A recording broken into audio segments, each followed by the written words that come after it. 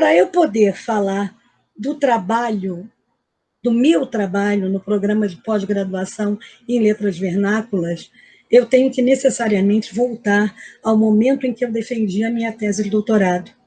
Isso foi em 1994, uma tese sobre um escritor português contemporâneo, Virgílio Ferreira, um escritor que tinha múltipla atividade, não só um romancista, mas foi poeta, um poeta menos importante, mas poeta, ensaísta e um ensaísta de fôlego muito importante, que foi também um homem, um pensador de filosofia, embora a sua formação fosse em letras clássicas, e que, além desse trabalho ensaístico, ainda escreveu diários, tantos que, depois da morte dele, em 1996, foi editada uma segunda série dos diários que tem o nome de Conta Corrente.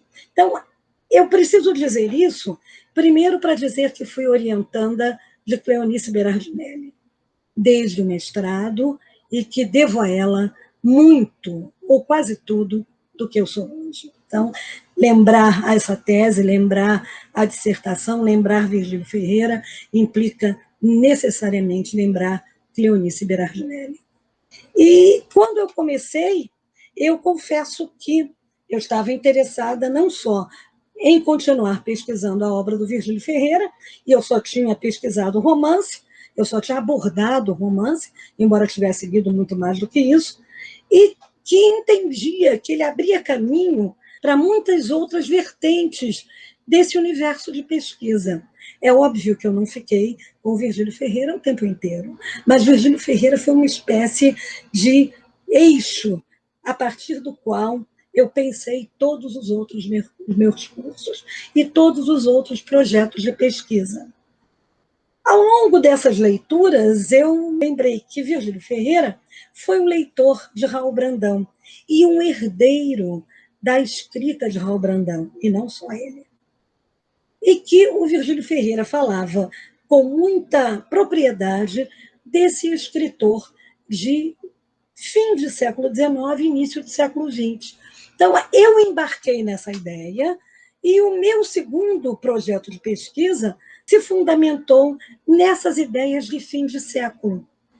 Ele se chamou Decadência e Resgate, a ficção portuguesa nos dois fins de século, ou entre dois fins de século, o final do século XIX e o final do século XX. Mas, nesse momento, eu me dediquei apenas às últimas décadas do século XIX, e principalmente a esses escritores que não faziam parte de uma... Não que eles estivessem à margem do cânone, não, não é isso, mas que ficaram meio esquecidos diante da grandeza e do brilho de Eça de Queiroz. Nesse momento, Eça de Queiroz foi um ponto desencadeador do processo, mas não fez parte desse meu projeto inicial. Ele foi importante por conta de uma crônica que se chamava A Decadência do Riso, e aí eu entrei num processo de pesquisa das relações entre ficção e história para entender o que era isso, a decadência. Decadência e decadentismo não são coisas parecidas, não é? A decadência está relacionada ao próprio processo histórico que envolve certos momentos complicadores da história de Portugal, certas perdas importantíssimas que vão culminar na própria perda das nações africanas, não é? E que devolvem Portugal ao seu tamanho real. E essa pesquisa durou alguns anos, talvez mais até do que o necessário, mas que tamanho tem a necessidade, não é? E a verdade é que essa pesquisa me trouxe alguns alunos importantes que se envolveram com o final de século, que se envolveram com Raul Brandão, e um deles foi o Otávio Rios Portela, que escreveu uma tese de doutorado sobre Raul Brandão. Enfim, quer dizer, isso significa que não foi uma pesquisa feita em vão, ela deu frutos. E volta e meia aparece eu querendo concluir a pesquisa, que está assim, a sua pesquisa ainda está em movimento, e eu não consigo terminar. Eu continuo com outra, mas essa fica sempre como uma espécie de raiz que provoca o nascimento de outras pequenas plantas que vão crescendo. Esse projeto acabou resultando num outro, e eu fui estender até o tempo de Orfeu. Mas Orfeu não como poesia, Orfeu como narrativa. E eu trouxe, então, o Mário de Sá Carneiro para dentro desse universo de pesquisa, correu tudo muito bem, e essa minha preocupação com o Virgílio Ferreira, cujo problema fundamental, dito por ele mesmo, num dos seus romances mais importantes, que é a Aparição, que ele tinha um problema a resolver, que era o do milagre da vida frente à inverossimilhança da morte, ou o absurdo da morte, me fez trabalhar muitas vezes com essa questão da finitude. Isso fez com que a professora Lélia Parreira Duarte, que era a professora titular aposentada da UFMG, mas ativa como professora da PUC Minas, me convidasse para participar de um grande projeto que ela estava organizando, e que se chamou As Máscaras de Perséfone, figurações da morte nas literaturas portuguesa e brasileira contemporâneas. Eu me envolvi nesse projeto, que começou em 2003 e foi concluído em 2009. Foi um projeto muito grande, não só interinstitucional, mas também internacionalizado, porque havia pesquisadores de Portugal, havia alguns pesquisadores que, embora fossem portugueses, viviam fora de Portugal, que congregou uma quantidade de estudiosos que só fizeram somar aos nossos projetos de pesquisa. Eu posso dizer com certeza que nunca estudei tanto e nunca, acredito eu, tenha acrescentado aquilo que eu já tinha, tantos elementos novos quanto nesse período. Foi um projeto tão rico que ele resultou em 3 livros. O primeiro deles se chama As Máscaras de Perséfone, figurações da morte nas literaturas portuguesa e brasileira contemporânea. E congrega inúmeros pesquisadores, está a professora Lélia, está a professora Beatriz Valguer, enfim, está uma série de estudiosos envolvidos com essa ideia. Não parou aí. Ele acabou por provocar a publicação de um segundo volume, que se chama De Orfeu e de Perséfone, Morte e Literatura. Não é? E que tem uma apresentação do professor Márcio Seligman Silva, que se envolveu também no projeto. Enfim, era um projeto que se ia dilatando e que provocou a publicação de um terceiro volume, que se chama A Escrita da Finitude, de Orfeu e de Perséfone. Foram 3 publicações importantes, talvez as mais importantes da minha história de estudiosa e de pesquisadora, porque pela diversidade, pelo tamanho que ela foi adquirindo, o que não quer dizer que eu não tenha participado de outros projetos, mas esse foi essencialmente um projeto coletivo. Quando o projeto terminou, eu voltei para minha casa, mas continuei com a ideia da morte, continuei com a ideia da finitude, continuei com a ideia de construir a palavra, não é da palavra como construtora do literário, mas diante de uma série de problemas que são problemas da nossa contemporaneidade. E aí eu comecei a trabalhar com o fim do século XX e trabalhei com a ideia de testemunho, não é? que fortaleceu bastante essa literatura portuguesa pós-revolução dos cravos, não é? A quantidade de testemunhos que ela provocou a partir da Revolução, os depoimentos, as reescritas, o repensar a história de Portugal, isso tudo foi dando elementos para enriquecer essa fase da pesquisa. E aí vieram outros escritores, eu nunca abandonei o Virgílio Ferreira, e lá estavam Maria Gabriela Liansol, José Cardoso Pires, Jorge de Sena, e uma série de outros escritores importantes, mas sempre a ficção. E esse projeto foi caminhando para as relações entre literatura e cultura, até chegar ao meu projeto de hoje, que é o estudo da literatura portuguesa e a sua relação interartes.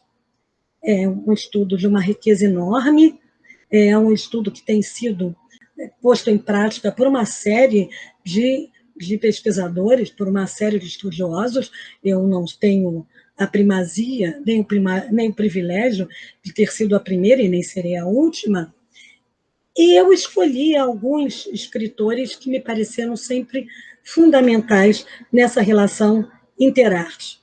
E aqui eu faço uma pequena confissão. Eu sempre gostei de música. A música foi talvez a minha segunda grande paixão. A primeira era a literatura, a segunda era a música, embora eu não me tivesse tornado uma musicista ou uma musicóloga. Mas a música sempre foi uma sedução. E eu acabei por entrar nesse universo da arte, nessa relação com a arte em geral, mas com a música em particular. E os meus 2 últimos cursos têm sido voltados para essa relação entre literatura e música, e eu confesso que isso, para além de abrir um universo de estudo novo, me dá um imenso prazer. E hoje eu abri um pouco mais e estou trabalhando com a literatura e as artes plásticas. Isso também me fez voltar à Ampol. Eu estava meio fora da Ampol, hoje eu voltei à Ampol como membro de um GT intitulado Comparatismo nas Literaturas de Língua Portuguesa Contemporâneas, e nesse congresso eu tive a oportunidade de apresentar um trabalho que me parece que é de uma importância enorme para esse processo, que é o estudo de um romance do Saramago, em que ele discute exatamente essa relação entre o autor, que se quer artista, mas que se vê um pintor sem perspectiva, ou diante da tela branca, ou diante da folha em branco.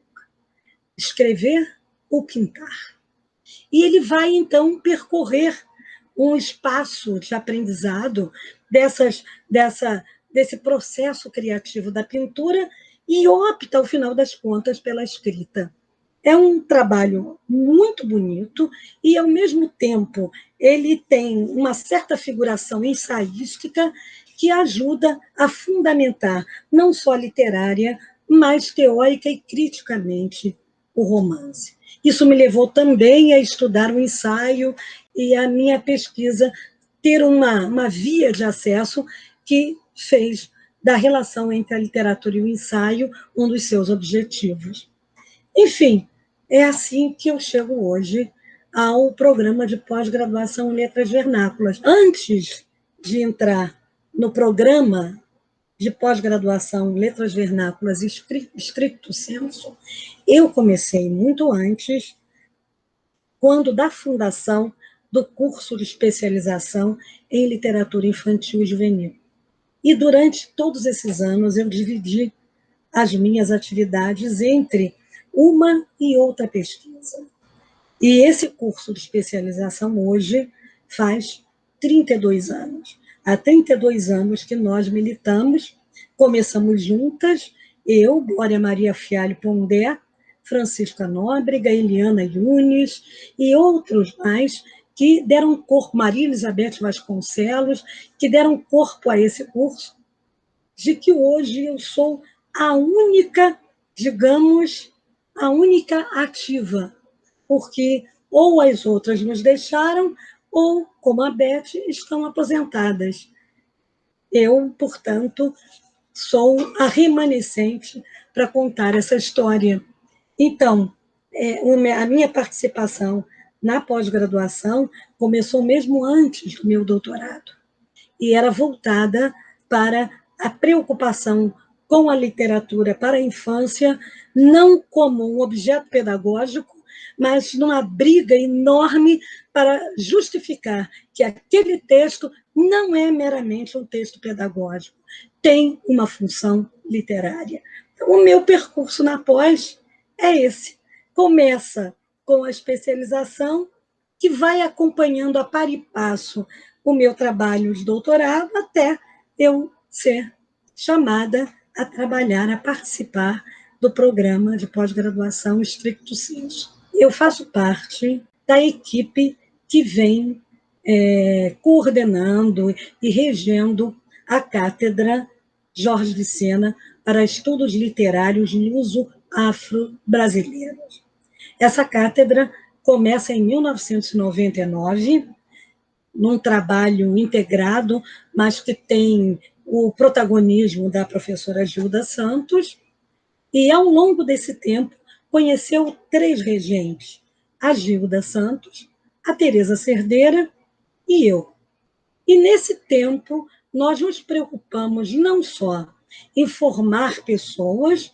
Houve um momento em que, recebendo o apoio da Fundação Calouste Gulbenkian, nós tivemos bolsas para monitores, para iniciação científica, para mestrado e doutorado.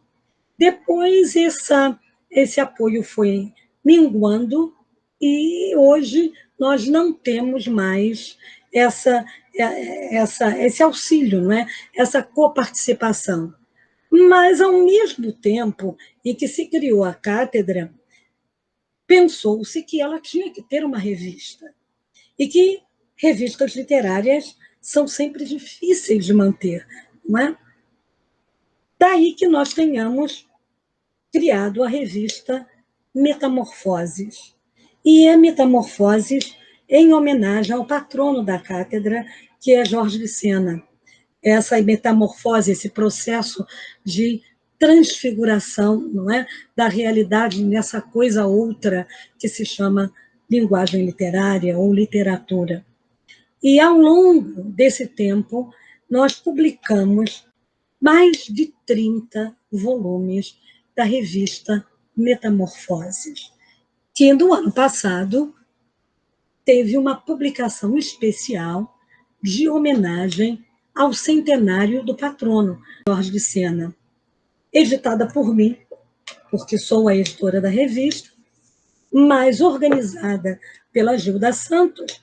Esse volume especial da Metamorfose reúne 100 comentários de 100 estudiosos brasileiros e portugueses sobre a obra de Jorge de Sena. É um volume que todas as pessoas querem, e, por isso mesmo, eu estou preocupada em transformar o e-book que nós temos desse mesmo número em volume especial da Metamorfose, a ser publicado dentro do site da revista.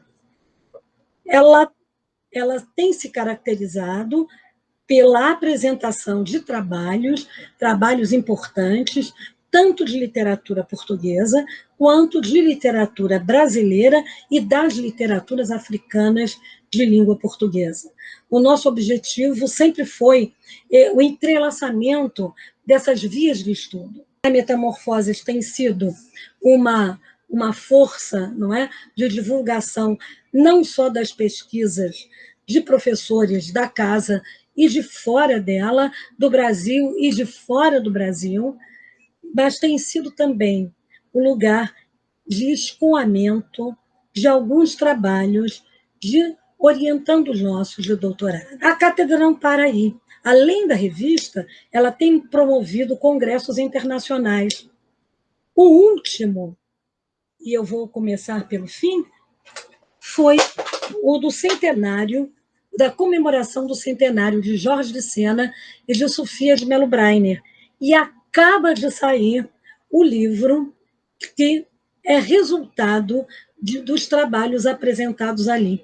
São 40 trabalhos, é um volume editado pela Bazar do Tempo, Está uma edição muito bem feita, há grandes estudiosos aqui dentro desse livro, eu, Eunice Berardinelli, Vilma Areias, Margarida Braga Neves, e outros estudiosos brasileiros e estrangeiros da literatura portuguesa e principalmente de Jorge de Sena e de Sofia de Mello Breiner. Um ano antes, foi em 2018, nós fizemos um outro congresso internacional que celebrou os 20 anos do Prêmio Nobel ganho pelo José Saramago e os 20 anos sem José Cardoso Pires, que também resultou numa publicação importante, organizada por mim, pela Teresa Cerdeira, pela Mônica Figueiredo, pelo Maximiliano Torres, da UERJ. Ao longo de todo esse tempo,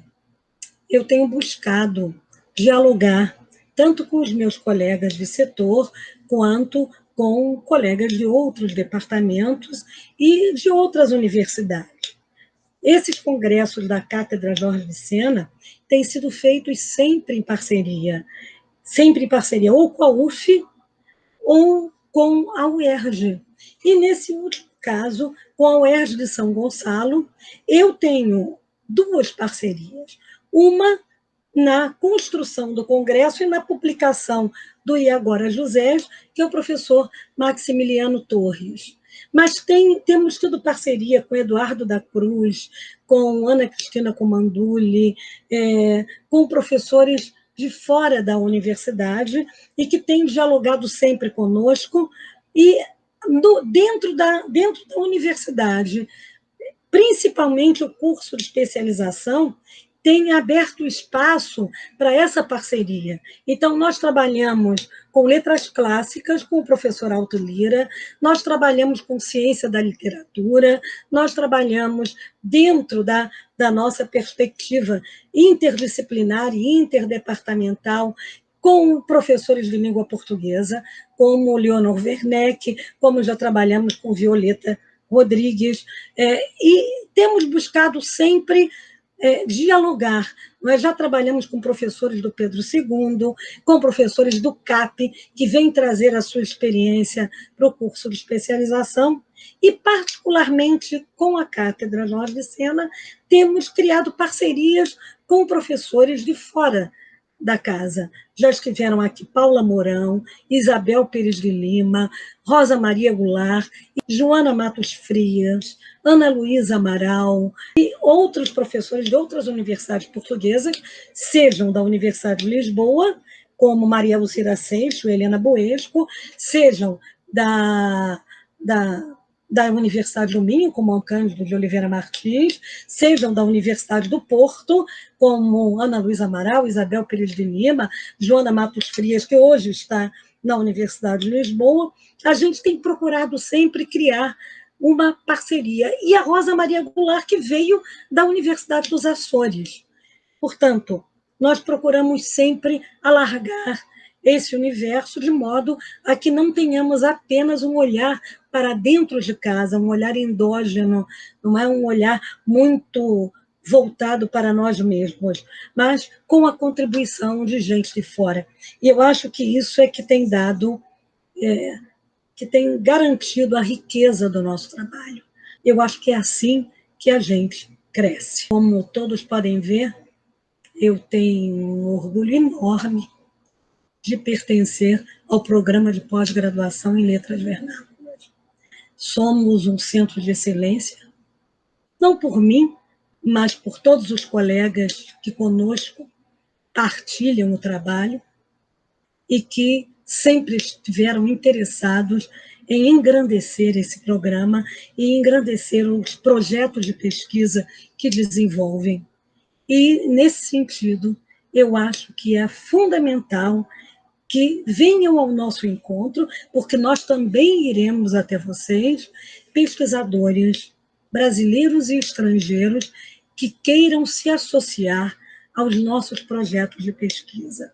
Isso só vai enriquecer o nosso manancial e vai garantir o futuro das nossas pós-graduações. Não apenas da nossa, porque seria extremamente exclusivista e até mesmo egoísta, mas era uma troca, uma partilha que eu creio ser a única possibilidade de sobrevivência das pesquisas em ciências humanas e, sobretudo, as pesquisas voltadas para os estudos das letras. É uma parceria necessária, não apenas bem-vinda, mas necessária e vital para que os nossos projetos ganhem fôlego, para que eles adquiram uma respeitabilidade maior do que eles já têm. Então, venham ao nosso encontro, nós iremos até vocês e nós os receberemos com o prazer de quem quer acolher o conhecimento do outro e partilhar com esse outro aquilo que a gente tem logrado alcançar.